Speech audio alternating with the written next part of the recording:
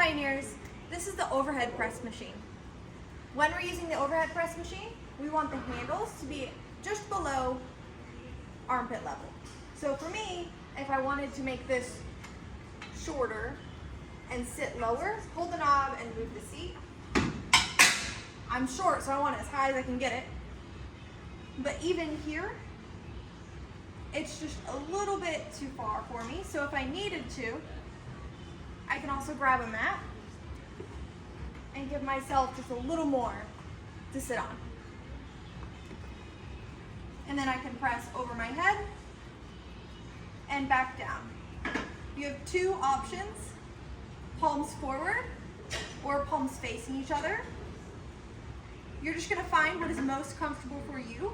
And because this is an overhead press, it's gonna work the muscles in the front and back of the shoulder, upper back area. It's important to keep your butt down, press your chest forward just a little bit, and keep your head on the mat. And that's the overhead press machine.